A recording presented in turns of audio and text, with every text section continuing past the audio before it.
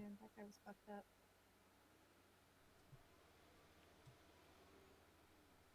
Haha, nightmares.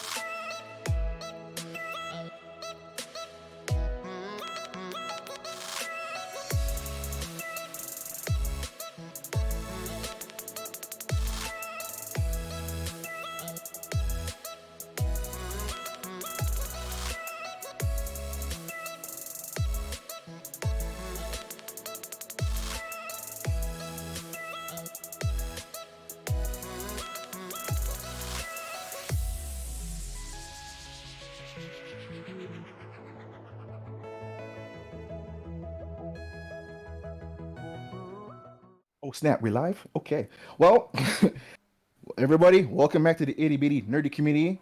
If you thought this was your regular answer, really it was me, Shino Brando. With me I have the Hawk. How's it going? Introduce yourself. There you go. I have the lady over here. Howdy. Right? And we have on top the big boss. Give your name, Red. Hello, sir. And I am Red. There it is. All right. And today is a different kind of spectrum because we don't have one of our members here, but we're still going to give you all the nerdy verse info we can get right now. I guess I will start the show. Right. Where do you take us first? What do you? Well, let's see what we got. You know what to do. Always surprise me. Throw something on the screen. 10-4. It's there. Okay. Wait, Right on. okay. So, Pause. what? What do we have first? What do we have first? I'm not seeing it here. Yeah. Oh, I'm a little slow today. What's going on? It's all your DC stuff. A lot of flashpoint stuff. Ooh, Yeah. Oh, well that's super easy then. I don't have to talk about it much. But if you look at the screen right there, all the little goodies have been coming out. So I know they announced way back when that Ben Affleck will still be part of this project. He's still going to be Batman. In the images over there, you can see his stunt double, obviously being stunt double on bike, doing his thing, right? So we're getting a whole bunch of stuff happening right now. We have Ezra Miller pretty much playing two different versions of Barry. That's always fun, right? yeah. We also got, right? We still have more shots of if Sasha Kell is Supergirl, so that's looking, they're just dropping little tidbits to make you kind of like interested still. It's funny how they haven't shown much of the Flash though. It's been a lot of Batman, That's probably for the Might best. be his movie, but apparently is it his movie? right? Well, like So- in Flashpoint, which the movie is said to be based off of, like he's not the Flash much in that either. No, It's true. So, this looks like we're getting a whole lot of that kind of Flashpoint, right? Where he's gonna be just Barry, regular Barry, and he's gotta like try to solve stuff with like two different Batman and a whole bunch of commotion going on. I don't know. It looks kind of interesting to me. I'm happy to see more Batfleck. I like Affleck as Batman. I don't know. I must be part of the minority of it, but I mean, I enjoyed him for what it was. So I'm happy to see more of him on screen. We also get like a Batcave, so Always. can't s- right. I'm not too sure if that's the like if that image is certain, but someone's kind of said like they kind of snuck inside and kind of took a picture of that set and kind of shared it. So it might be the Batcave, prelims before they kind of dress it down to film. So I mean, I'm happy to see stuff happening. Just what's going on with Ezra Miller? What's going on with the Flash? We got a Thomas Wayne cast yet? Assuming he makes an appearance. No, you know what? No Thomas Wayne casting, but just two Bruce Waynes. Yeah, from everything I've heard, Michael Keaton takes that role. Yeah, essentially, yeah. Interesting. Yeah. Okay. Good. Yeah. What else you got for me, Red? Well, we've got some news from the other side of that house of ideas. Mm-hmm. What you got? Throw it. Straight up. There. So, I don't know if you guys heard, but like sometime last week, Henry Cavill went to go meet with the MCU execs down in London. So it looks like Okay. So it looks like someone's jumping shore Okay. from from one to the other. Nothing disclosed yet, but it looks like a lot of people are speculating Captain Britain or Hercules. He's a big guy, so I mean Hercules sounds about right. Oh, Right. Listen, can I throw a third one at you? Go ahead. Hyperion. You know what? If you want to turn him blonde, I'm sure he will do it. I mean, he looks fine as Geralt. in The Witcher. So I mean, yeah, it works. And I also- don't know, How many man. terrible haircuts do you want to give this man? Yeah, right. But for me, I don't know. Like, as Hercules, seems about right, just based on like his size, his look. He rocked that beard back in like Batman versus Superman, or sorry, Man of Steel. He looked, he looks the part to me. Yeah, I would love to see him like just stumbling around drunk for half of the movie as Hercules. Right? Before It'd like be perfect. coming into just that hero carrying point. a club, like just. Yeah. Yep. I mean, like it just. I feel like it might be that just because Marvel, like the MCU, seems to be moving towards their more like B and C tier list characters. The guys you may not have heard of, and they're trying to like bring them to the forefront. So, right, Hercules seems like it might be the good choice if they're doing anything X-Men. You never know. Maybe Captain Britain might be cool, right? He's Captain Britain would be brothers such with a Psylocke. weird pull, but like if they pull some Excalibur shit out of this, I'm so on board. not so much a weird pull. We live in a world where we have a Captain America, 2 of them, right? We had a what's his name from Black Widow, right? Yep, Red That's Guardian, another. That's yep. a Guardian, Red Guardian. So I mean, like having a country, stated like hero isn't out of the question. I'm thinking like England may be on top of that shit. Be like, we got one too, right? Yeah. So I mean, what's the secondary home of toxic nationalism? England. he speaks. So, England, if you're listening to us, we still like you, kind of. I have a British passport. I'm allowed to talk shit. What are they gonna do? Take it away? You can't. True. Good luck in the true enough. Olympics. Yeah, no doubt. Hey. Before we and jump to Yeah. any more, Mhm. let us thank some followers. So we had Kaiju Carl hit us with a follow. We had Hey, that's my boy. excellent. Yeah, we had lots of people from you. Thank you so much for sending a whole bunch of people over. No problem. We really appreciate it. We really do. Thank you. Yes, sir. We had Tokuhead07. Mm-hmm. We had Lil Bezzy. And we had Crimson Lion 7. So thank you all very much and welcome to the Crusade. Welcome to the Crusade, Crusaders. Shout out to the writers and show up on Monday so I'm not the only one getting wrecked in Super Smash Brothers. Yeah, please come put us in our place.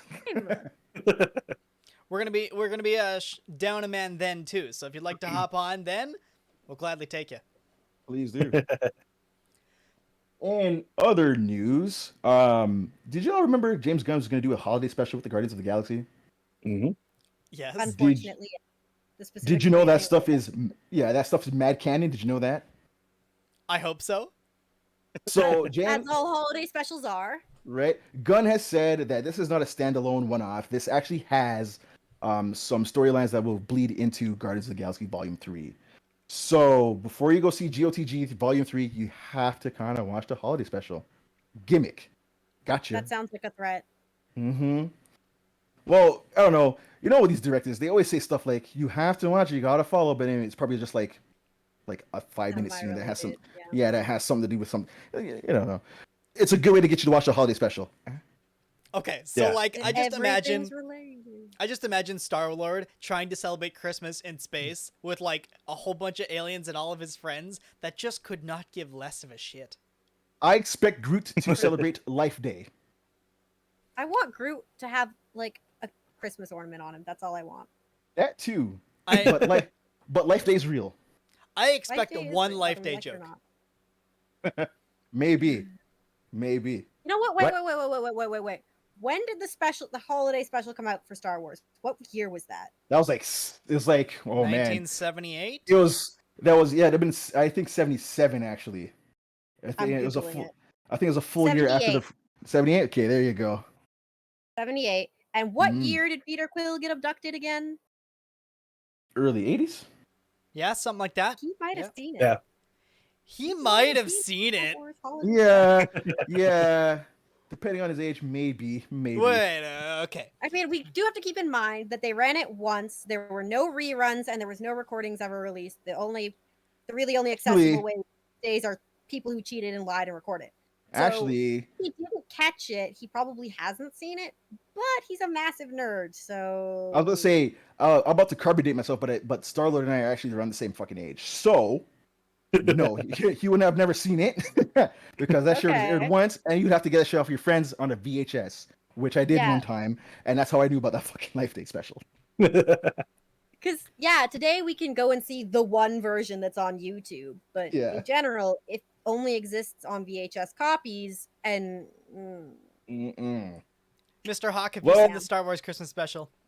I have never seen it. I've seen clips of it, and I've seen the Robot Chicken specials that like Oh yeah. parody it. Well, I'll tell you right now that holiday special is ugly as all hell, and don't ever watch that. Lumpy is a crime. Chewbacca's Lumpy's son a is space hideous, crime. and I can't blame him for abandoning him. Wow. Star Wars has man. never been like my big jam, but I've always just been like, oh, it's okay. Like if it's on, I'll watch it, that kind of stuff. Or if there's a new one, I'll go see it. It's reasonable. That's a I reasonable. got problems. That to a- that got man's got a problems. big jam over there. I got problems, man. Closet full of strawberry. Yeah. Next up, So, next up, Mr. Hawk. I believe that takes us to you. Oh, wait. Okay. I thought I had one bit of news left. You missed Do it. you, sir?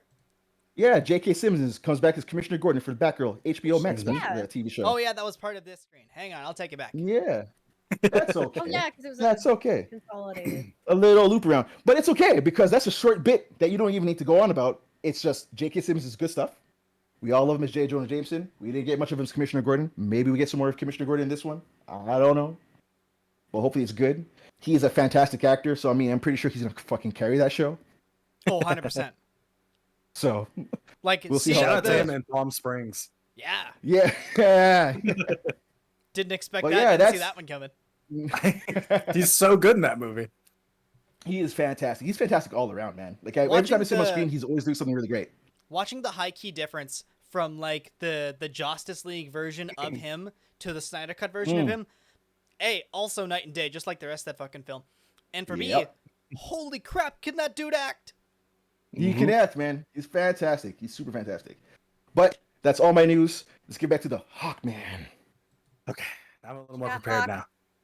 So, if you guys don't know me, I am solidly rooted in tokusatsu. What that is basically Japan's version of like Power Rangers, it's Super Sentai. And this week we've got, we got some people. Everybody knows what it is. Table, where's your merch? My merch is all on a shelf on the other side of the room. That's I have fine. to I'll pick accept it. Comfort or visibility. I'll accept it. So this week we got the official press conference and announcement for the 50th anniversary Kamen Rider Revice. Basically, he is a rider who uses his belt to combine the powers of animals and past Kamen Riders. He's possessed by a demon that will talk in his mind, and then when he pulls the belt out and transform, the demon also becomes its own Kamen Rider. The head person, our main character, Iki Igarashi, played by Kentaro Maeda. Our demon is Kamen Rider Vice, played by Subaru Kimura. There's also a large supporting cast. It's the first Kamen Rider that really focuses on like family. Iki's family owns Is a it the Fast and the bathhouse. Furious of the tokusatsu world? We were all Family. making those jokes on stream on Wednesday, 100%. on 100%. Tuesday. Thank you. Family. Like, this is about family. All right, he can't lose. He's got family the whole time. The intro song is going to be a collaboration between the group I.B.N.C and Kamen Rider Vice actor himself, Subaru Kimura. And yeah, that's the big Kamen Rider news in the world of tokusatsu right now. Can I make the he whips his belt off and increases in power joke? Am I allowed? Yes. Go for it. Just drops to Pretty the much ground it's just like a stone. Pants a weakness. Take them off. I don't need him anymore. So I caught a little bit of Zenkaiger, and I caught most of Forze and Gaim, and most of Rio Soldier. Mhm. I'm sold. You just had to tell me it's a celebratory, it's an anniversary series, and Zenkaiger has been doing that a whole bunch, really, really cool, Mhm. and also kind See, of tacky. I've never been, I was talking about this the other day on stream. I've never been one for anniversary seasons. They're a little bit too impenetrable to me, just because like I'm like, oh, I want to watch all that stuff first. But I think Zenkaiger and in the style of Revice are doing it the right way, where it has those homages and those callbacks, but they're not bringing back 20 characters from all the past seasons and be like, hey, you remember this guy? You have to know this guy, which is cool for people if you've been following stuff. But like, part of the reason I love Kamen Rider is part of the reason I love Doctor Who. Like, it's been going on for 50 years, and I don't need to watch every single episode to enjoy a season of Doctor Who. In fact, I fell off. Yeah, I fell off like 2 years ago and haven't seen these past ones. But what we'll talk about later, like, I'm probably going to jump on in a year. Almost argue with you about making a good like anniversary special, because theoretically if you hop on during the anniversary season and you go, okay, I'm missing context, it actually can give you like clear places to go for what the creators think is good. Because when you get something that's been around for 50 years, there's a lot of content and that can be impenetrable just by itself. Yeah. So giving you, here's something that's going to have a little bit to do with everything, and maybe you do have to come rewatch it once you know who the fuck these people are. But at least you can kind of go, all right, this is what they think is worth watching in their series. Let's go check it out. See, Yeah. I don't mind that. I'm the type of person who will watch all that, go on and then be like, well, who's that guy? You know what? Wikipedia. No problem. And just figure it out. Read it all. Kamen Rider, exactly. with the past two anniversary seasons being Geo and Decade, have the habit to, in the episodes that pay homage or bring back actors, just completely spoil those seasons and be like, this is where they are now, 2 years later. Remember when this guy died? Here's Gaim in his godhood form for some reason. Yeah. I accept it. I just want the toy, and I'll read the Wikipedia article about him. I'm good. That's what I did. Fair. There you go. But when it comes to like Doctor Who, like I steep myself in the shit. Mm-hmm. Like it is well known around these parts anyway that I am Whovian through and through. I keep up. I'm usually about one episode behind. Mm-hmm. And I am working my way through. I just recently bought the Sarah Jane Chronicles, so that catches me up. Physically, I've got every episode of Doctor Who related media from 2005 to now. He does. Oh, dope. Yeah. Yeah, he's the kind of Doctor Whovian who is tracking down like every single sonic screwdriver. That's his dream. VHSs of Christmas specials back in the day. Do We're not also even. very- I'm looking right at VHSs right now. Don't even tempt me. Yep. There's We're also UK pretty- VHSs I can't even watch, but I still have. He has. We are pretty convinced that he is one of our doctors. Hi. He just hasn't admitted to us yet. I was Maybe a at first. watch out there he needs to look at. First time I discovered Doctor Who, I was at a house party and it was on the TV. And I actually have, if you've seen it in my YouTube videos, I stand behind this wall of like a bunch of pictures. And one of the pictures on it is from that first episode I saw. It's Right on. the Pandorica opens when he's giving the speech to the That's to the a good aliens. starting point. And I was at this house party. Yeah, I was at this house party and I'm listening to him give this speech and I don't give a damn what's happening anywhere else. I'm just like glued to the TV. I'm like, hey, can you turn this up, guys? It's like, come on. And that's from then on out, I was like, yeah, I'm gonna watch this thing. Right on. Hell yeah. Nice. This Does that is make about 11 your doctor? Yes. Yeah, 11 is. I went back and watched a little bit of 10. Some of 9, couldn't really do 9. Followed 11 all the way through, and then maybe got through like half of Capaldi. Fair. So I'm not like a gigantic fan, but like I said, it's the same reason I love Kamen Rider. I can jump in one season, jump out, whatever I really you feel like like. one I've been episode, keeping welcome up. to the world, you know? Yeah, tune Yeah. into what you want. Yeah, and I've been keeping up with the Jodie stuff just through like reviews and stuff and reading it. So like even if I want to jump on later, like I know what's happening. Right. Mm. Before we jump to any more news, hi Hawk's wife. They said hi, babe. Before we jump It's to okay. any more news, we're gonna run ourselves a little ad. If you don't want to see the ad, hey Hawk, what can they do? They can subscribe to Nerd Crusade on Twitch or just give them that Amazon Prime, guys. That's free money you're giving away. $5 every month. With that in mind, I like we'll see this. you in 60 seconds. I like this guy. Come in, bring the hype, tell them to give us money. I like it. Heck I yeah. like this guy. For the record, I have finished the book. We can talk about it. Hell yeah. That was quick. Just gotta go fast. Also, the art's kind of fucky, and I was like, I'm just going to just keep going. It is just a little bit fucky. You're right. It's a little Did icky you want- to look at. Did you want me to talk about the other picture that I sent in? The other picture. Yeah. You missed it? Uh-oh. The first picture in the Discord. Oh, I thought The that was just a controversy test. part. Oh. Oh, yeah, Which is for not sure. a jest. Hang on. Give me when we come back, somebody vamp and I will We can stall. Table, get the harmonica. Oh shit! I can get the harmonica. It's on the other side of the room. Tell you about the time John Barrowman almost ran me over. Oh shit! Right on. What? All right, and with that, Nice guy. and with that, we'll back. Sorry, you were telling a story during the ad break. What was that? He is I don't know if he's a nice guy or not. Me and my wife used to frequent San Diego Comic-Con when it was still a thing. And as we were walking across the street to the Hilton, if anyone knows how San Diego is set up, downtown San Diego, the Hilton is the closest place to the convention center. So that's where like all the bigger stars that do Hall H stay.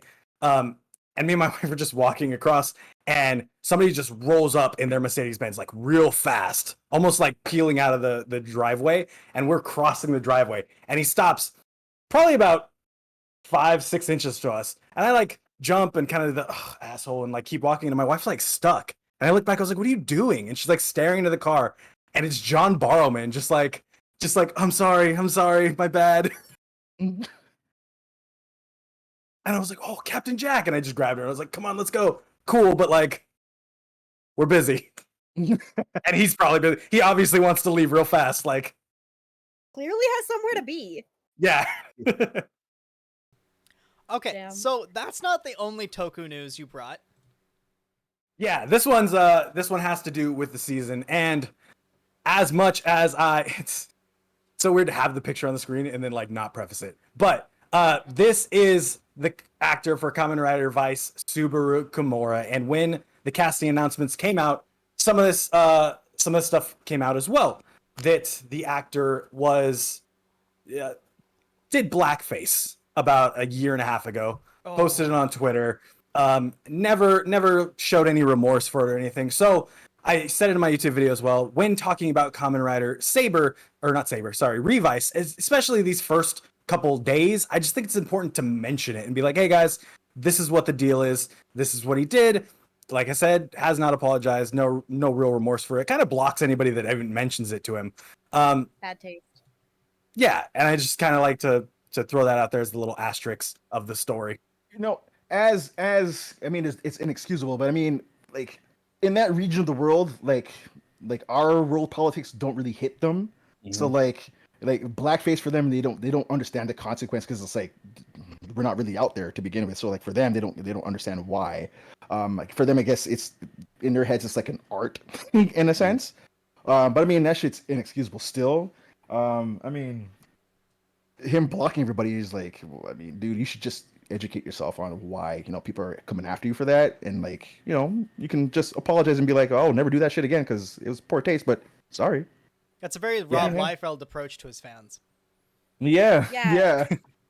And like you said, he knows it's wrong. Mm-hmm. Yeah, and like you said, it's not as big to them on that side of the world as it is to us. He does play like a main character in the Jujutsu Kaisen. He dubs M'Baku for the MCU.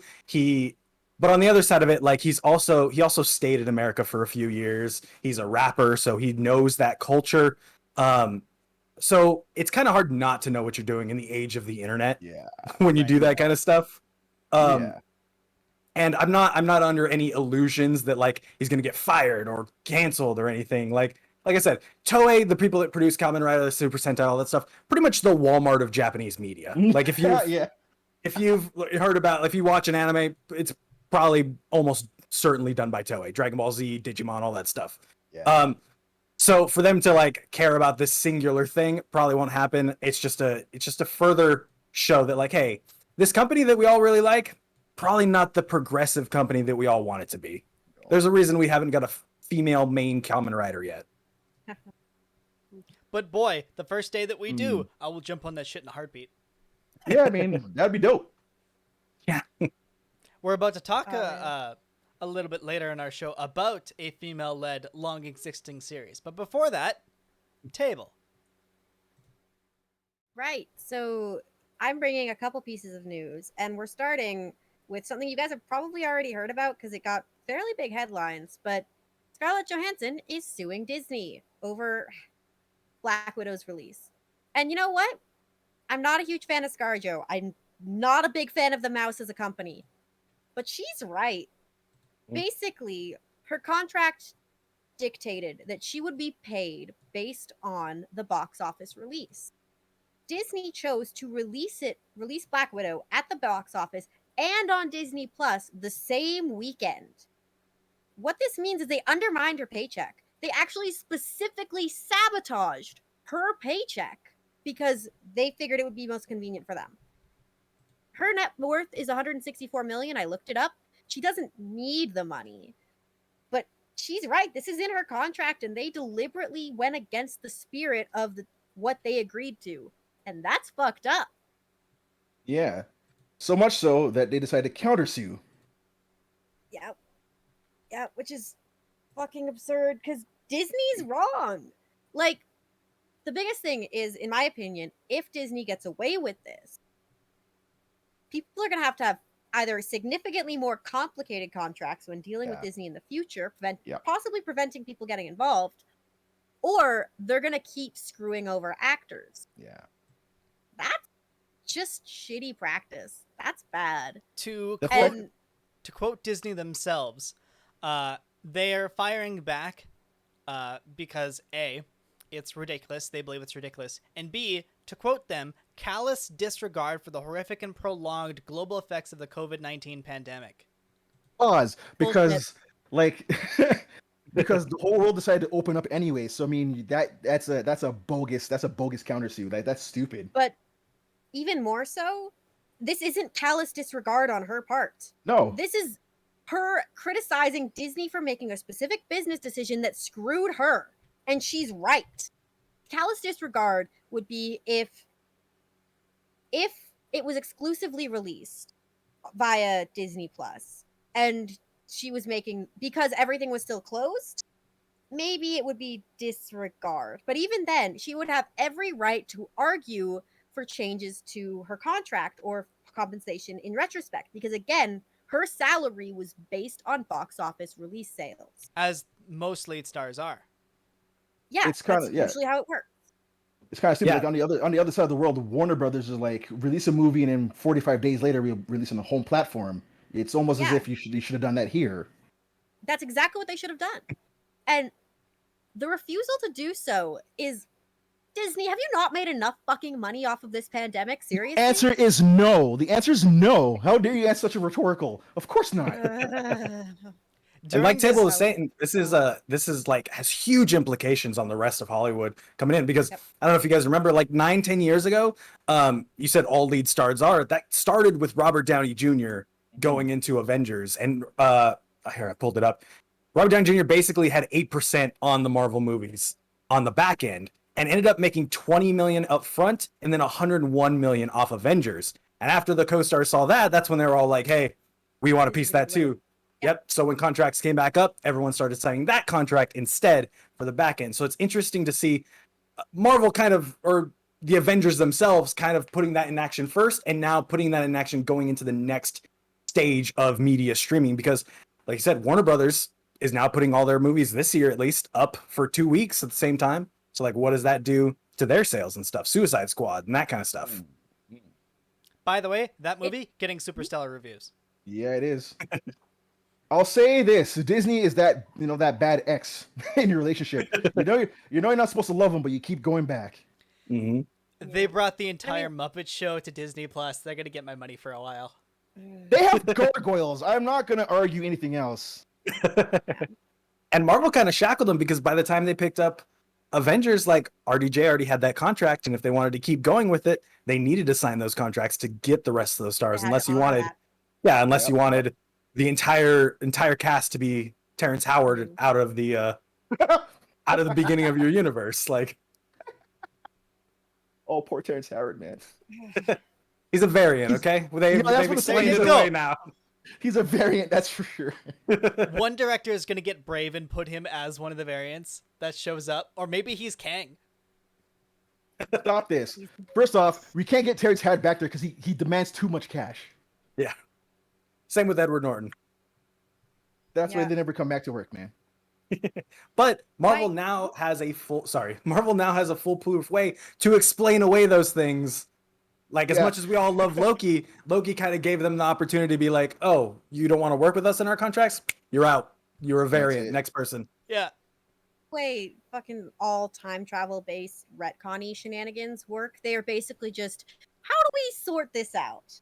And we actually talk a whole lot about that in our DC 52 episode, where we go over every single crisis. And so many of those are just sweeping shit under the rug because they don't want to use it anymore. Convergence. Yeah. No, my last word on the Black Widow thing will just be that it's a really shitty move to try and screw someone on like the last film of their contract. Seriously, because they know they're never going to work with her again. They think they can get away with being garbage, and they just can't. We're looking at you, Screw John their Boyega. countersuit. Hats off to you, sir. But speaking of movies with reviews that receive them, G.I. Joe's Snake Eyes is out. And almost everyone hates it. Aww. I feel This so breaks- bad.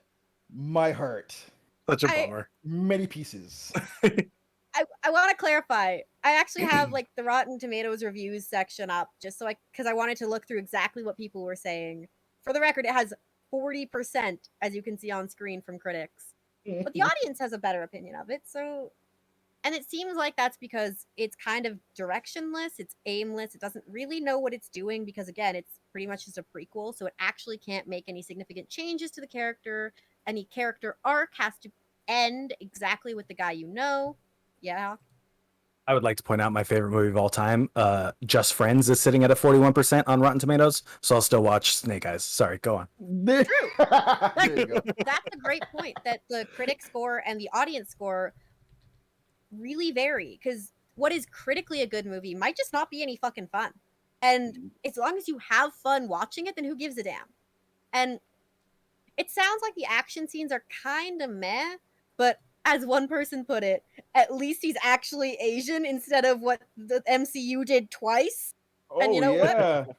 I stand by that. They're I right. say this all the time. I even brought it up in our chat, but like I took a picture of like the original Snake Eyes, who's this like face deformed blonde guy, and then like Henry Golden. And like between the two of them, who would you believe is the ninja? This guy or this guy? Because you know what I mean. Like this deformed blonde dude just doesn't scream ninja to me. I'm sorry, Yeah. man. I prefer the casting choice they made here. It's just a shame that the movie is not that great. Well, everyone seems to agree that Harry Golding did a fantastic job in this, that he worked really hard and he's given as good a performance as is possible, which is fair given that when I was looking up the movie, one of the things that came up was, why doesn't Snake Eyes talk in the movie? So I can only assume he has 0 lines of dialogue or very few. No. Oh Yeah. boy. I'm Some people are really optimistic about like the G.I. Joe cinematic universe, which GICU. stop. Giku, like a I gecko am but with a gun. I'm a very old person, so I've been around since the formation of G.I. Joe as a comic and cartoon. So I grew up on that, and I love G.I. Joe to death, more over than Transformers. Crazy, right? But like, yeah, these movies have not been good. I mean, like the Transformers movies haven't been that great either. But I mean, They had the their G.I. Joe time, ones, though. yeah, Yep. exactly. G.I. Joe hasn't really hit that mark, right? So it's just like one day. I mean, I'll tell you this right now. I'll still go watch the fucking thing because I'm a sucker for that. I love Snake Eyes to death, so I'm gonna watch it anyways. But I'm gonna watch it judging harshly. You know, I can't believe you mentioned Transformers because that was the next bit of this piece of news I was going to talk about. The Okay. proposed sequels to this film, because again, they want to make more based on this particular setting. One of which, a sequel to this Snake Eyes film, which Oh. I'm not betting on that getting any funding. Mm. A sequel to G.I. Joe Ever Vigilant, which may or may not involve The Rock, depending on if he's willing to show up. If you put the Rock in it, G.I. it will Joe- sell. Exactly. A Lady J TV series has been discussed, though. I'd and watch it. It seems like Amazon Prime might be picking that up, Okay. I'd watch maybe. it. Mhm. And then finally, last but certainly not least, I know where this is Shino, going. I called this 2 weeks ago. I know where this is going. Bonaventura has voiced support for a G.I. Joe Transformers crossover. Yeah. Oh, And you know it's what? I think it might sell. I think it might It sell. says- You think it It might sell? stands It's the gonna test of fucking time. sell hotcakes. So it says the test of time. This has been going on since like '83, where we've been slamming these two fuckers in one comic book all the time. Mhm. I'll tell you right now, See the logic, but sure. I want the toys. That's all I'm gonna say to that. Oh fuck! Do you think the GI Joes are gonna get mechs? They better. Hey, well, you're so late. They already have that. It's already there. Fuck, It's already do they? Yeah. Yes. Late 80s were wild. Come on, Table. Yeah, man. You're right. You're First of- right. To Table's Before we credit, continue, she's not from the That's- 80s. that's one thing I want to say, because this is what astounded me the most. G.I. Joe was a government-funded program, okay? And Cobra was a terrorist organization, Propaganda. right? And these dudes had, like, I don't know how Cobra did it, but these guys had limitless funding. They were building stupid shit that made no sense. Giant Cobra robots? To The do Weather what? Dominator. Okay. The weather Okay. May I dominator? suggest Huh? how they were getting their funding? They're evil, therefore they have no morals. Therefore they can do whatever the fuck they want to make money. We're talking baby powder, cocaine, like anything that made cash. They And, probably just picked people up on the street and robbed them and added that to the fund. Like, and final note on that, G.I. Joe was composed of nothing but Americans and possibly like the one Canadian. And then Cobra was literally everybody who lived in the eastern, like the far eastern part of the world. And that's just terrible. not racist at all. Very, very nationalistic, yeah. But that's what Well, G.I. Joe like was made Right? for.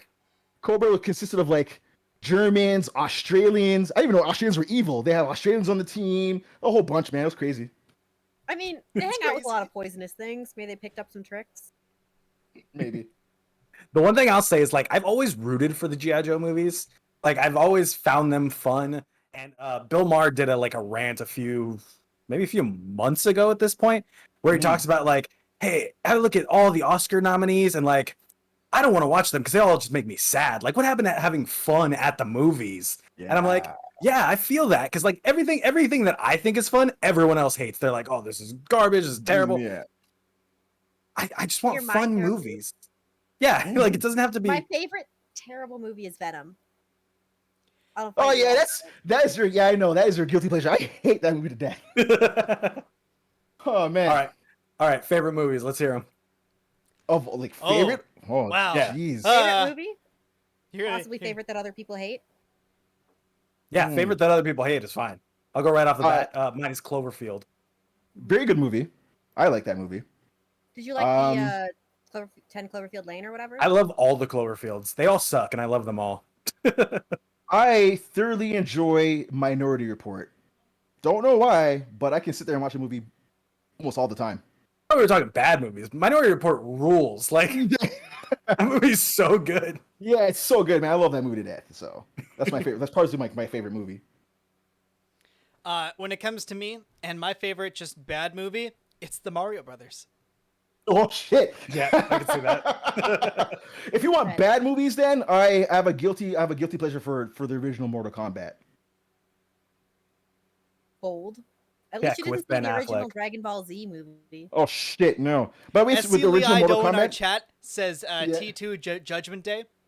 very In good no movie. world is T2 Judgment Day a guilty pleasure Bad. or a bad movie. Yeah, Like exactly. one of With the MK greatest movies of all time. For me, MK, even though it had no fatalities, it was just that at least they fought in that movie, Mm-hmm. right? For me, it looked John good-ish. Leguizamo carries Mario Brothers from beginning to end. That would be the alcohol, my friend. The alcohol And carried he that has movie. no right to, but he does. The alcohol did it, man. Oh god. Y'all heard of So, a Hawkeye or two? My Yes. favorite I've heard hero. of a couple, yeah. Some of them hang out with the dog. Well, I'm glad you brought the dog up because Entertainment Weekly has teamed up with Marvel to announce that the release date of the Hawkeye show featuring Haley Steinfeld as Hawkeye. The release date for this series is November 24th, 2021. Let's fucking go. Just a couple of months away. I'm getting Eternals right there and then too, followed right by Hawkeye. I am sold. Disney has every coin in my account.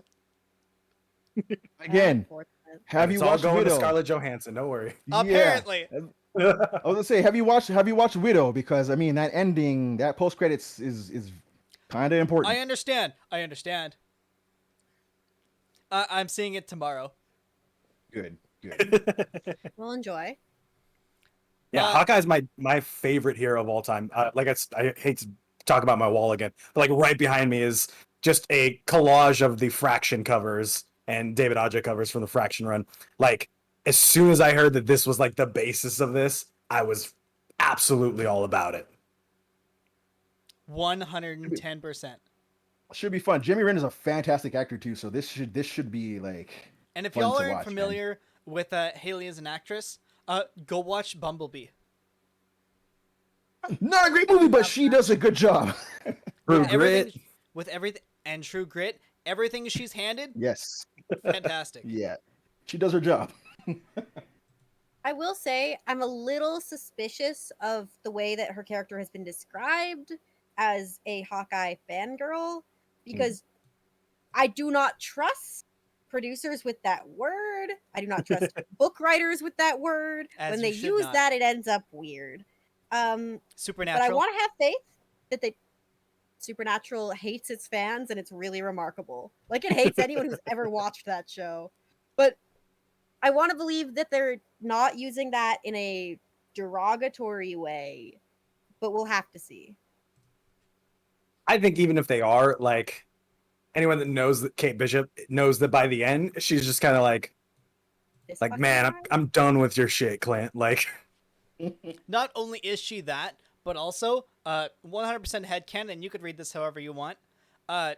She's a sapphic lesbian. Yeah.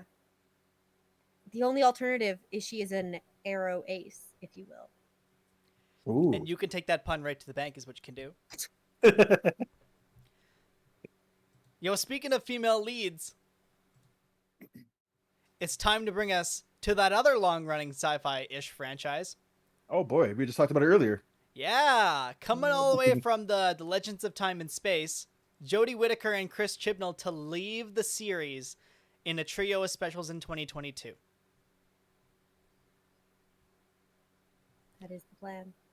For those unaware, Chris Chibnall and Jodie Whittaker have only signed on for 3 seasons, and because of the global panorama, that's gone on for a couple more years than it should have.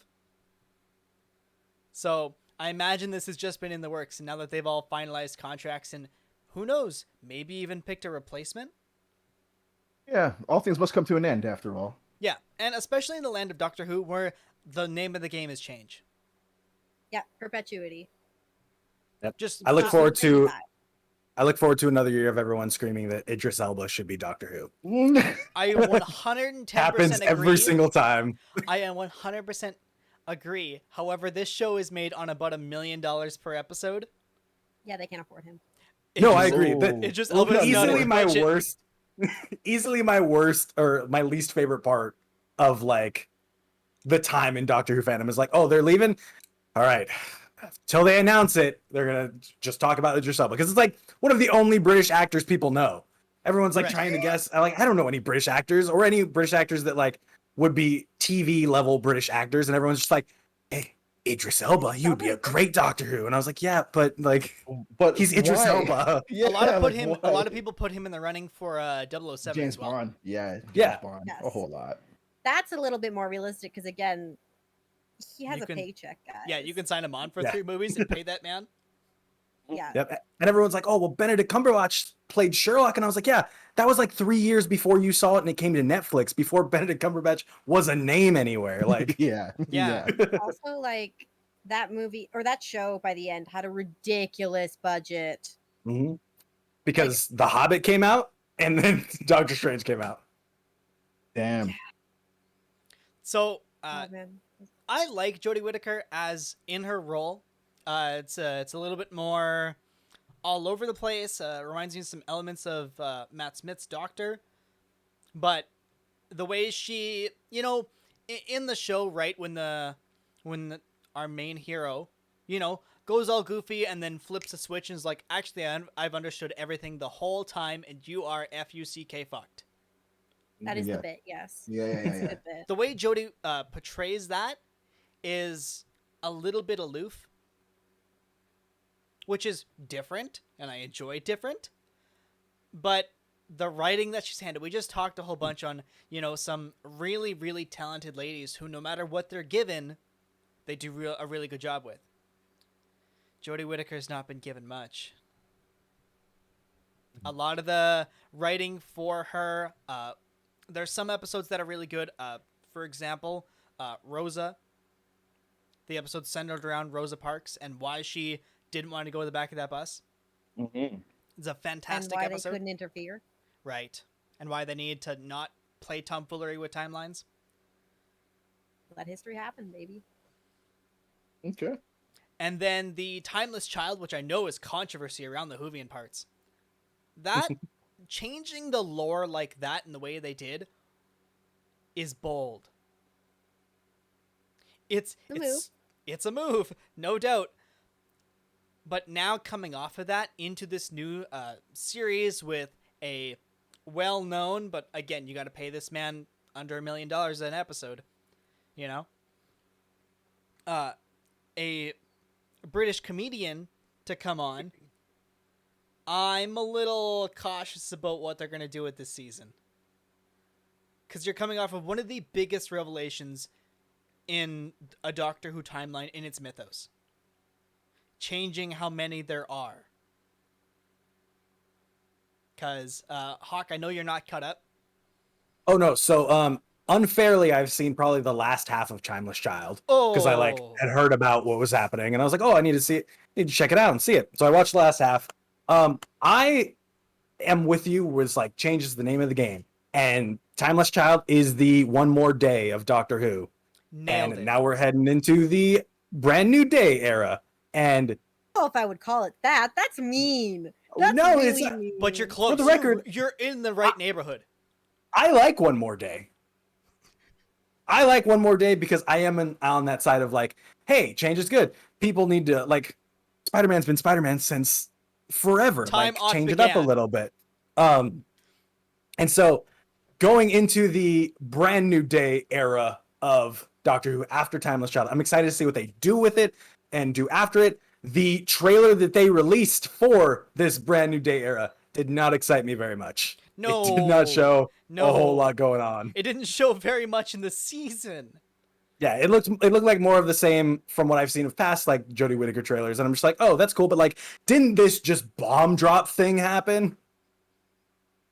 So Shino, I know we did an entire episode where we very quickly ran over the entirety of the franchise. Say quickly. We went through it thoroughly. In about an hour. Mm-hmm. And then I spent off not recording 30 more minutes talking about one specific character. Because I asked. Yeah, he asked My one bad. question, I dropped bombs. Knowledge. I'm going to ruin Timeless Child for those that haven't seen it. 3, 2, 1, they changed how many? It's now like 18. Oh. Which is... Huh? We'll get to it a It different makes day. sense given that, like, future, they were always going to have to find a way to give Doctor Who a future, and well, technically they did that during that one Matt Smith Christmas special. Yeah, they reset it. Yeah. There are a lot of opinions on that Christmas special, so like doing it another way also valid. Okay. Yeah, when she was a child, they pulled a lot from her and they forced her to regenerate probably between 10 and 20 times. So depending on where you start your count, then 1 happens and we get all the way through 7-ish, kind of, mostly. Well, 1 to 4. 4 gets hooked into a machine. Then there's 6 more that get shown that were pre-1 Doctors, and now we're at like 20. And they changed it so that she's the first Time Lord, more or less. Yeah. And that the entirety of her entire species starts with her. I mean, lore. That I was don't good. know. Lore. It's like Can't making complain. Spider-Man a totem. I mean, they essentially did that to Batman. You're not wrong. So I If mean, you I don't know. ever want to go off about Bruce Wayne's adventure through time, I've read that Mm. series like 6 times for fanfic purposes. I am ready to go off. y'all are gonna hate all of my comics opinions. Fuck. That's a, Like, I don't what? actually hate it. The but it other is a fucked up good and book. weird. Listen, Hawk, I'm with you on liking like in the minority group of liking things. I actively like Damian Wayne. Who does that? People. I mean, if you're into edgelords, unapologetically, like, go for it. I unapologetically like Adam X as a character. Oh, You're a horrible person. You're yeah, a you horrible person are. who wants us to suffer. Oh my God! I No made one, everybody no watch one should like Spawn. Adam. I will say No a young. one- Go for it. I was gonna say no one should like Adam X in ever. A young, naive, and impressionable Hawk in high school. The reason Hawkeye was my favorite character then is because the first like comic book I read of him, probably the first comic book I read was like Fallen Sun. Oh. And at the beginning of that Hawkeye chapter, he like goes and finds Scarlet Witch because he gets brought back to life after she killed him. Finds her memory is gone, and he's like, I'm gonna ask her like why she did this. Her memory is gone. So he like Fucking- sleeps with her and leaves in the middle of the night.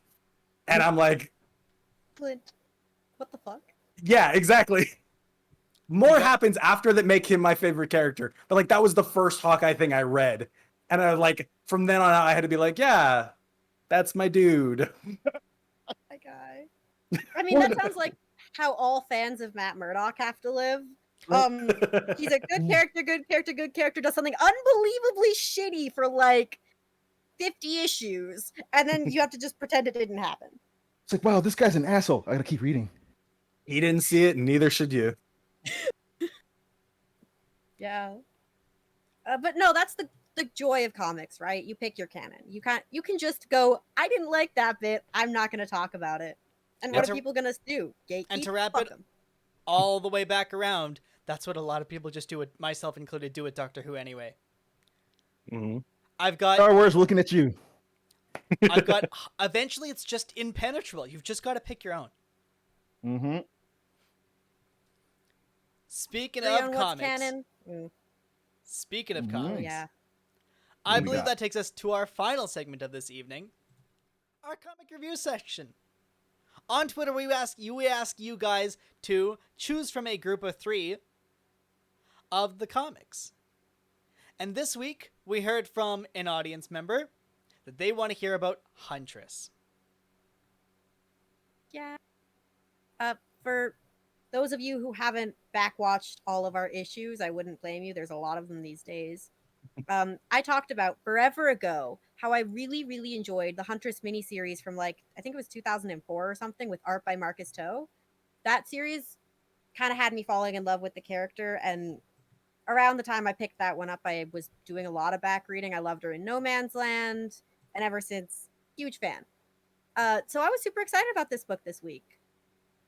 Technically, this is Batman Secret Files Huntress #1, as is the system with these secret files. They give them the #1 title, but the odds of there ever being a #2. Well, this is part of a run of #1s. So, like, just about a month ago, The Signal got a #1. It's currently in a Mr. Shino Brando's house.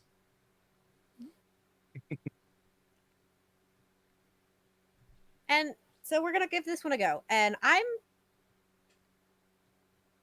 cute. Look at that cover. He's in the middle of the day, like the day patrol he is. Yeah. You got your night shift, you got your day shift. So this book, heads up for any squeamish viewers, I can't tell you what panels Red is pulled because he doesn't show them to me ahead of time, but It's the book. We're some gonna of go the in order. panels. All right. Well, some of the books, some of this book is fucked up to look at. Like, it's supposed. The plot is about a brain parasite that's fucky and gooey and green, and it really does make you not want that thing anywhere near you. We open up with Helena stumbling into her apartment wearing a trench coat and some sort of dressy thing, a mask, and no shoes. She also noticeably has an IV bag in her pocket that is still attached to her hand. Her cat is confused at where she's been. Obviously, cats live on their own schedules. And on page 2, she pulls out her IV, much to my distress. This is your reminder.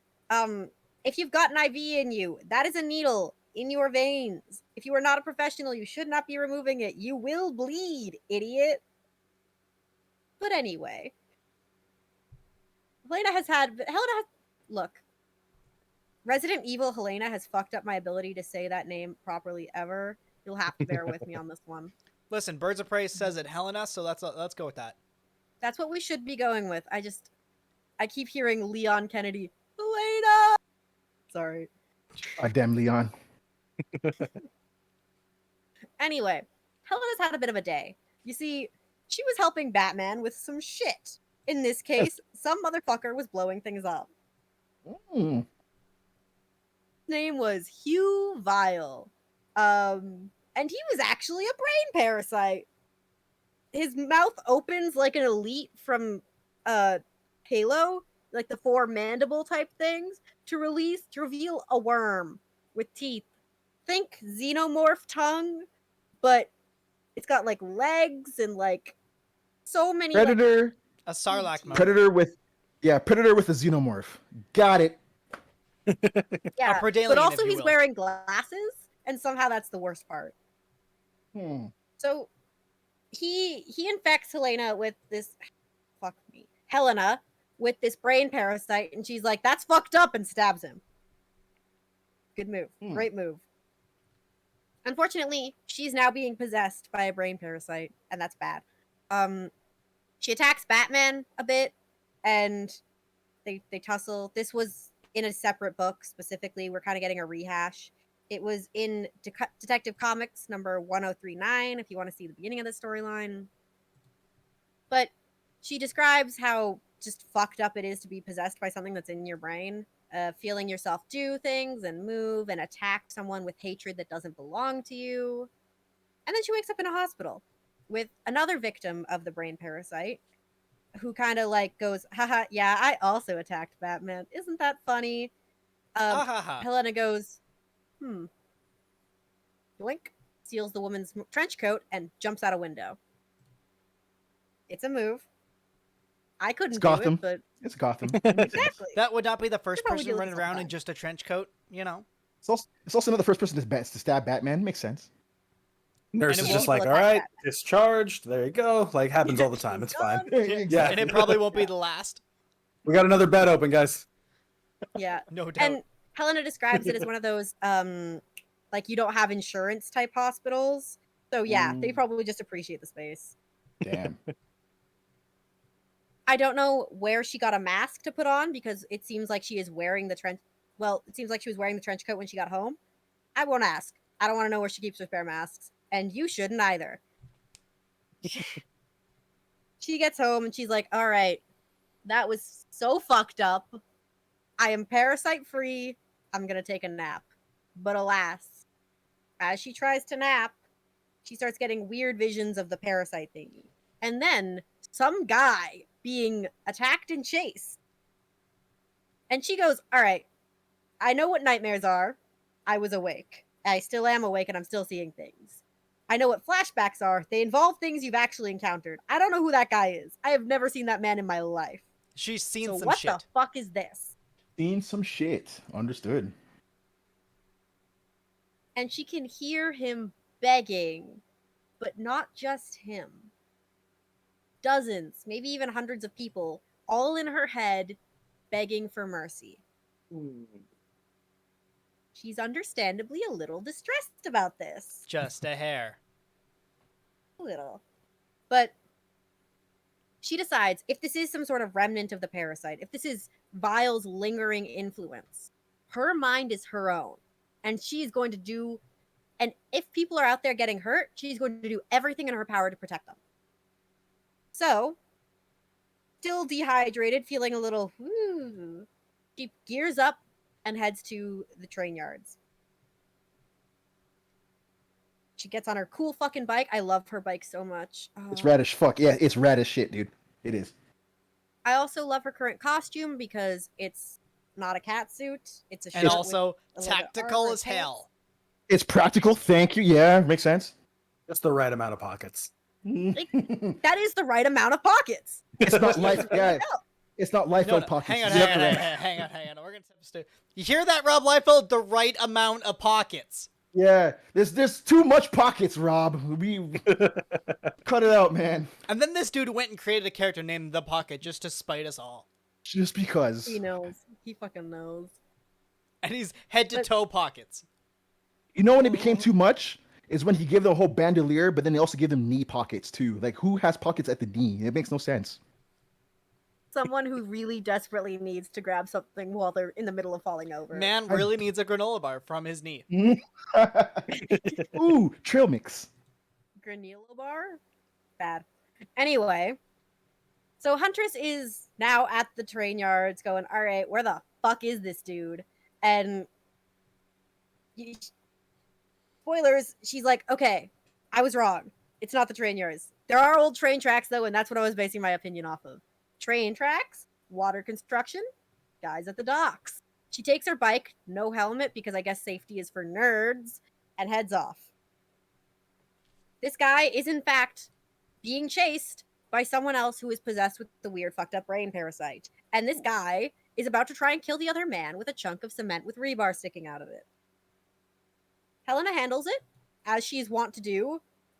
She shoots him in the fucking leg. And you know what? Unfortunately, that doesn't stop him. He tries to crawl towards the guy.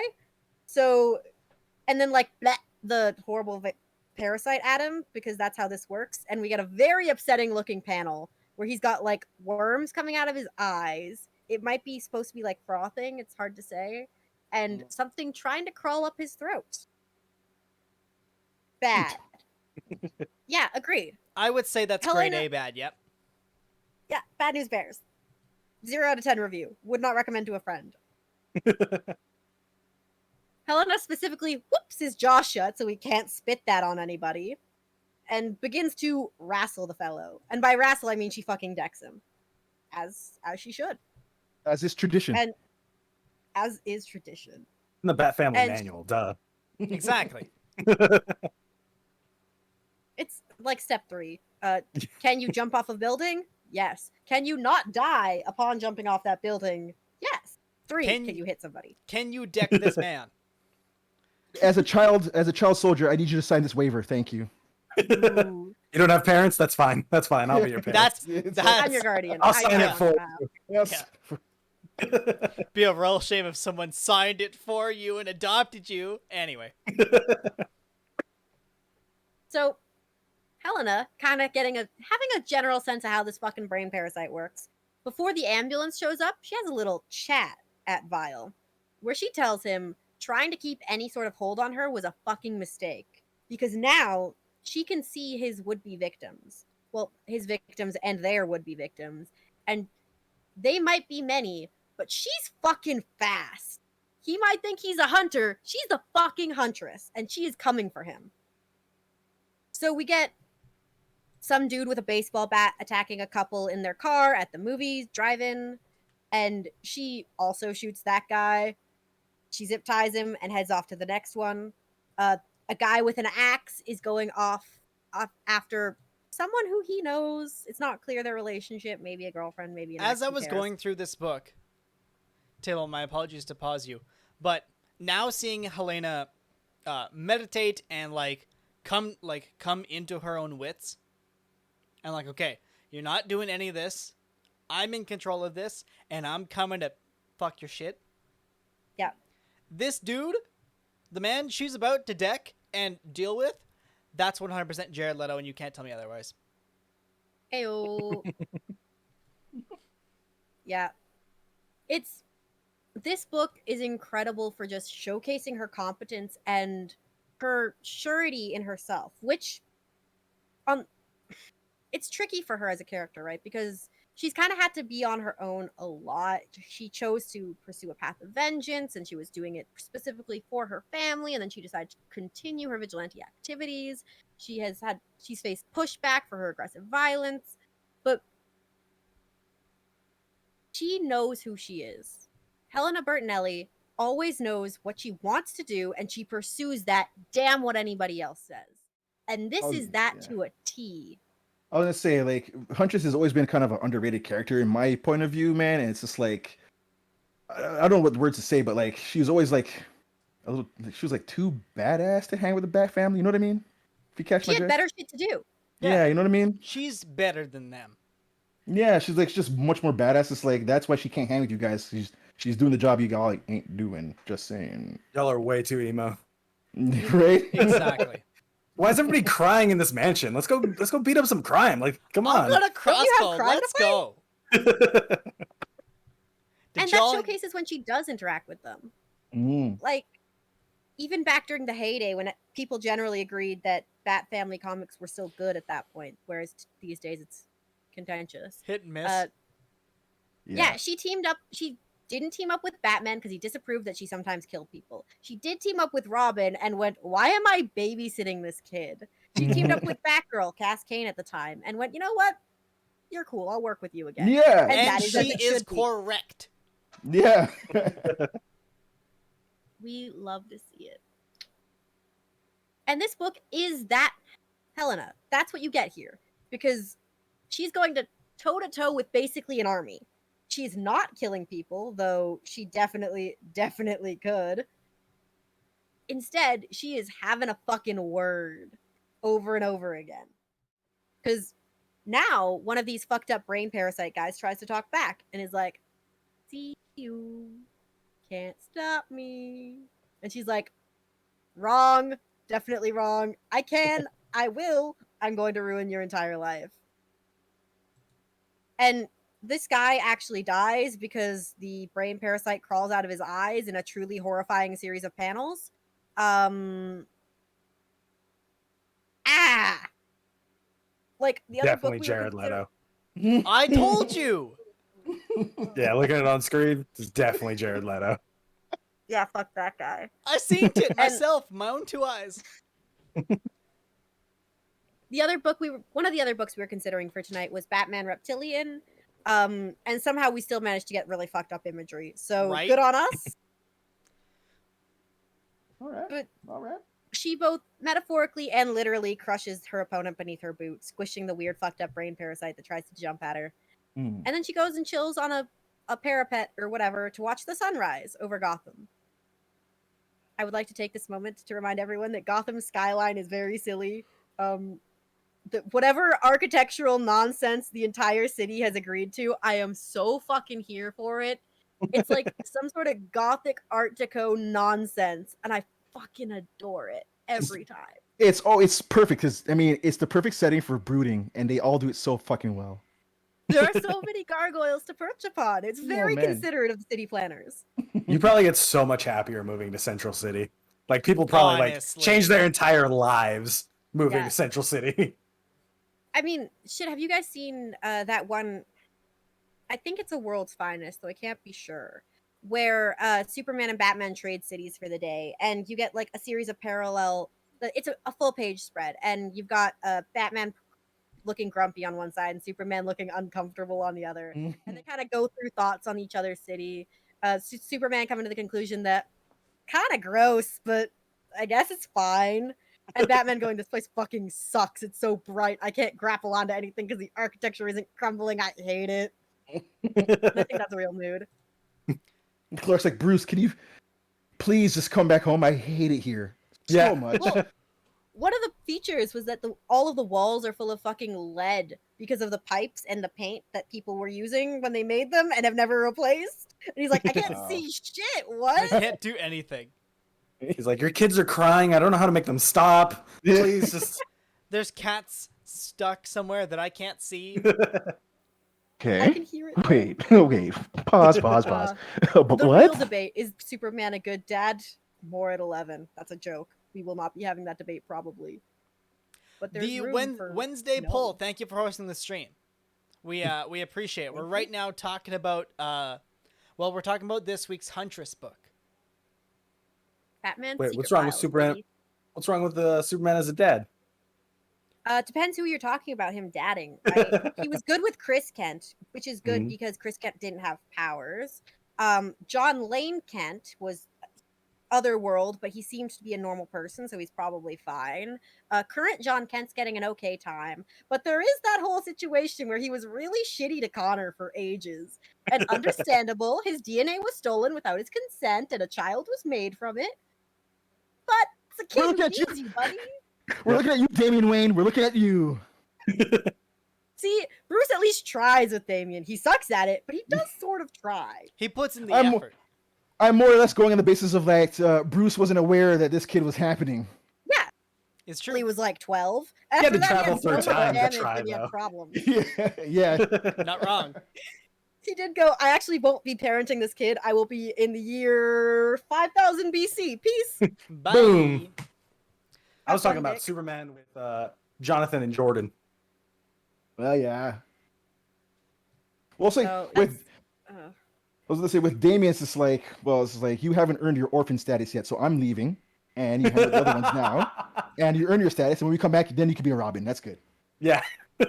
So going back to our Bat family, as Helena is resting upon many a rooftop, she gets a call in her earpiece, and it's none other than our favorite Oracle, Barbara Gordon. chair, you can see the wheelchair in frame. I'm so excited. Oh.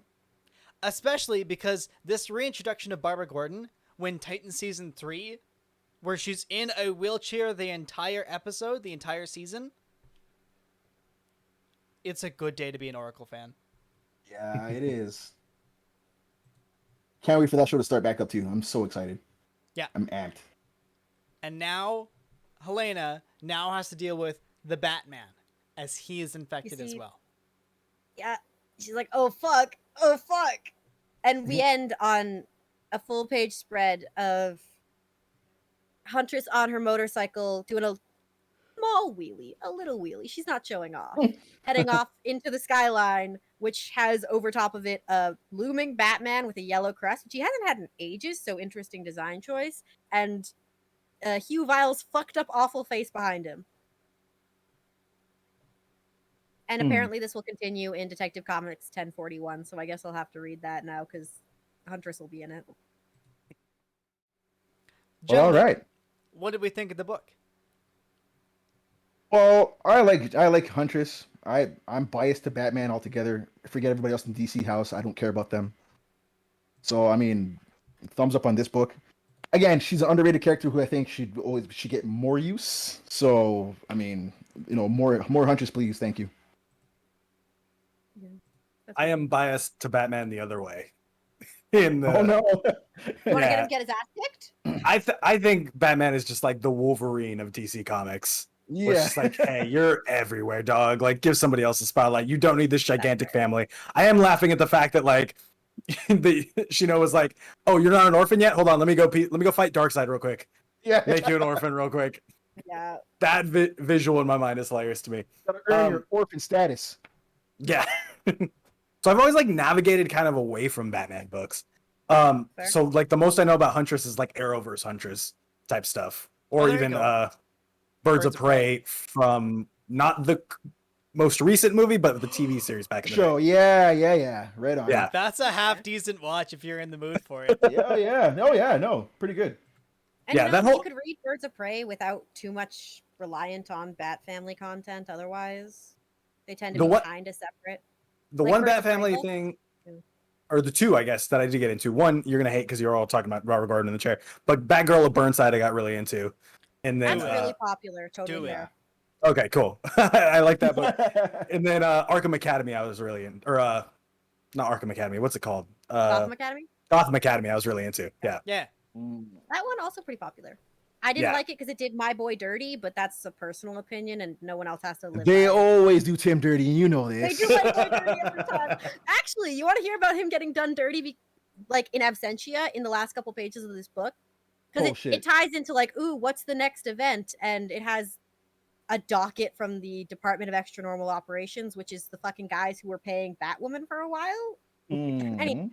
And then it's got the multiversal monitors, where we see Darkseid, what looks like a Plague Doctor crossed with Scarecrow, half a screen of Swamp Thing, Booster Gold, and Blue Beetle, Superboy, Connor Kent fighting someone with prosthetics and I think super speed, Wally West Flash running from something as always, one of the Supermen we talked about very recently. I'm inclined to say it's not Val-Zod, because Val-Zod tends to have more white in his costume. Oh, so it might be Calvin Ellis. It's President Superman. It is Calvin Ellis. Fuck yeah, my ability to tell things. Yeah, Two Batman looking broodingly at each other. Right now, he's leading the Infinite Frontier team, which features a handful of JSMA members, and also mentions a lot of Captain Carrot, my boy Captain Carrot. Best Superman ever. But yeah, this book, if they're going to keep doing more sort of one-shots about extended Bat families, the Signal, the Huntress, a table, if you had to guess, what's the next one? Drake. I'm sorry. I'd love for them to give Cass a book and not call it fucking Orphan, please. Yeah, that's a terrible choice of name. You can't name yourself what you are. That's unfair. Also, Shiva's not dead. Like, come on. Shiva is just alive. I mean, But- it's so dirty. I mean, the whole team should just be called that then. Tim Drake's like, damn, I should have thought about that. Right? Right? Dick Grayson's coming out of the work saying, you picked Orphan. It's so first. easy. That was an option? You know how I hard chose it is to fit Nightwing on a license plate? Orphan I works chose perfectly. I chose a bird, and you get to call yourself Orphan? Okay. I mean, it's a pretty good vague title in Gotham. Lots of orphans. But the multiverse monitor that my attention jumped to was from Damien's current Robin run, even though like he's been said to not be Robin anymore. He's obviously he's wearing his edgelord uniform and he has an R on his chest, so he's obviously still Robin. And he's hanging out with Connor Hawke, who is famously one of Tim's friends. Stop stealing Tim's friends. Steal more 20K from that 2K boy. 21. He's got potential. Steal it all. Anyway. Damn. Sadness. If you want to But I hear am happy us, to see Connor back in continuity. if you want to hear us talk more about Ramen, tune into our YouTube channel and every podcast place that there is, because we went off on a roast of some birds. Oh, we did. I took care of Jason Todd. That was fun. Listen, I'm waiting to see Tim Drake in Titans season 3 because I believe he might just get actual love and justice this time. So Looks like a Timmy Todd clone, man. I don't trust him. I know, but I mean it's better than nothing. This is true. Sorry Mr. to take over the stream with you on it with bat stuff that you've said you don't care about, Hawk. No, it's totally okay. I'm just listening. You guys, like I said, entertained my random jumblings about everything else. So It's nerdery. We're here for it. Yeah, of course, man. Hey, speaking of I can which, talk all day about Digimon that's on the screen and all this other stuff. So Shit, sorry, Yeah. I gotta put myself back together. That we've done that. They've let me do this twice. Anyway, I might have another piece of news. Speaking of, it's Digimon and Kamen Rider related. Oh, Yeah, I don't have pictures of it, but for everyone that loves like merchandise and stuff, Digimon released a Fitbit almost a year ago now called the Digimon Vital Bracelet. I'm trying to get Basically, yeah, mine's at my mother-in-law's house, and I'm going to pick it up on Sunday. But nice. you basically use these little USBs. They're called DIM cards. You stick it in, and you get Digimon that you can work out and evolve and do raids with. It's like Pokemon Go, but with Digimon and keeping your heart rate up and stuff. Yeah. So those have been a hit, been everywhere in terms of Digimon fandom. And they're great. There's something like 18 DIM cards out there now with different evolution lines of Digimon. And where'd Shino go? Internet problems. Keep going. And so there was Once a a night. there was a teaser today, or probably about 3 days ago now, teaser website with the Vital Bracelet on it. Interestingly enough, it didn't have the DM, which was the Digital Monsters logo on it, and it was a website that just said "Be strong with you" or something like that. and it had the vital bracelet, and it said 7 days at the bottom, and the counter's been going down, but it had 3 screens on it, and each of those 3 screens were staticked out, and they're each now getting kind of little less and less staticky. On one screen, you can see Ultraman. On one screen, you can see Kamen Rider Kuga, and the third screen, we do not know what it is yet, but it looks like Bandai is releasing dim cards of other properties they have, including Ultraman and Kamen Rider. So I might have to buy another vital bracelet for content this time and not just for fun. There he is. I think you've broken red, so thanks. To quote a really good show, holy fork and shirt balls! Damn. Blown away. I've What a been trying to piece of get my hands. Anyway, they let you do 2 Digimon episodes, one on the entire franchise in order, including X Evolution. I'm finishing Data Squad tonight. Oh boy, have fun. I play, I just, not just started, but I've been playing the card game a lot. This is like one Okay. stack of the many on my desk right now. Shino, to remind you, that's the season with King Drizzy Drazel.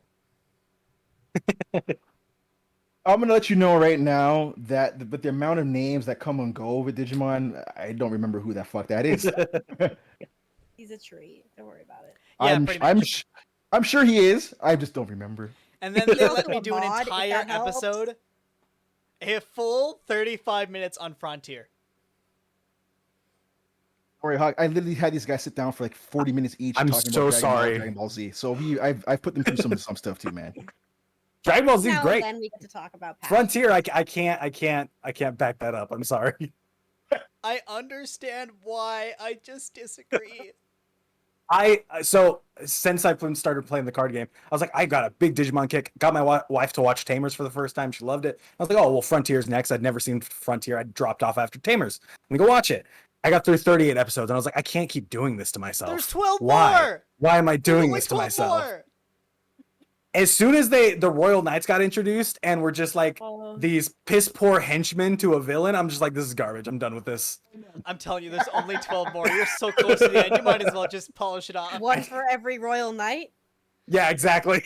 Oh man. And the Royal Knights show up in Data Squad, and they're currently getting their ass kicked. But like, it's more respectable to who the Royal Knights are, as opposed to Frontier when they're just like, we want to take over the real world. And I was like, that's not what the Royal Knights do. Why are they here? No, wait. Are you watching it or sub or dub? Dubbed.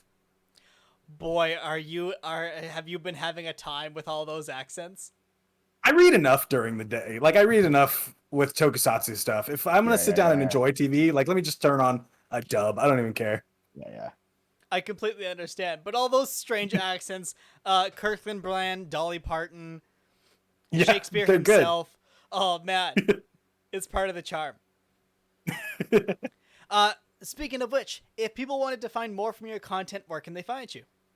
You can find me at youtube.com/Hawkilles. I talk a bunch of stupid tokusatsu stuff there and Digimon from time to time, but I'm also here on Twitch at twitch.tv/Hawkilles. I run my own podcast on here with my co-host Pronghorn Heroes, where it's called the Tokusatsu World Tour. Basically, living in the world we are now, 2021, there's an insane amount of like free and legal tokusatsu out there. So we review one episode of free and legal tokusatsu every single week so that you, the audience, can watch along with us. And then we all bring our conversations, and we have guests from time to time. Like I was telling Red before this started, we had Kyle Higgins on to talk about the first episode of Kamen Rider Black. We just had Daryl J. Delphin on, who is a voice in a Toonami anime coming up. I can't remember the name of it, but it's called Pirate Princess.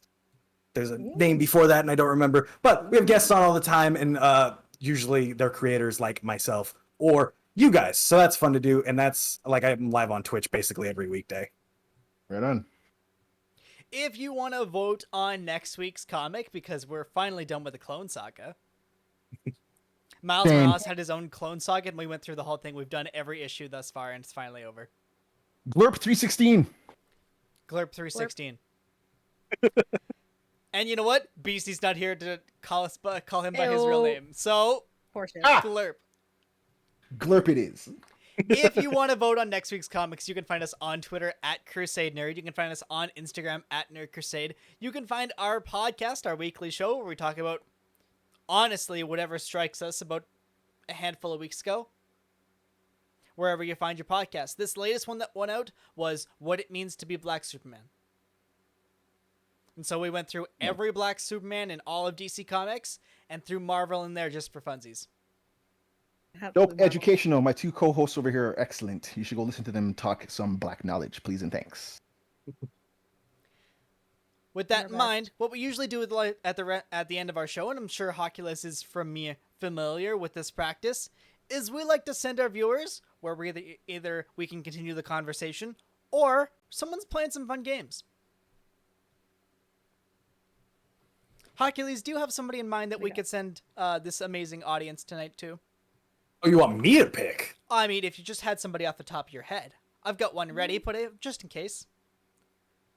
Oh, let's see. No, nobody's on. All right. See, the one time I can give something back to my friends. It's all good. The fact that you showed up here and chatted through all of the weekly nerdery that we do is a blessing in itself. No problem. It was a blast. I'm sad there wasn't more. We could always make more content. More can be had. What do you want to talk about? I want to talk about Superman and Lois. I want to talk about if you think Idris Elba would be a good Doctor Who. Let's go. You're gonna hear more from this man. Anyway, we are gonna send you to friend of the show, Starlight Sydney. She's playing Phasmophobia. Phasmophobia? Yep. That's it. Fun game. Good game. I've never heard that. Fun game. I keep seeing people play it, but I've never heard it said. Thank you for correcting me. No problem. Fun game. I think it went through an update, right? Very recently, yep. Yeah, okay. I have to check that out because, man, that game's fun. All right, that's what we're going to send everybody. We are going to tell everybody Glurp 316. That's right. Go into her chat. Go tell her Glurp 316 just as we can, and we don't need to provide context over here. Sure enough. Who needs context? We like Kamen Rider. Whoop whoop. All right, right. With that in mind, we'll talk to you guys later. Have a good night. Yeah. Thanks for dropping by.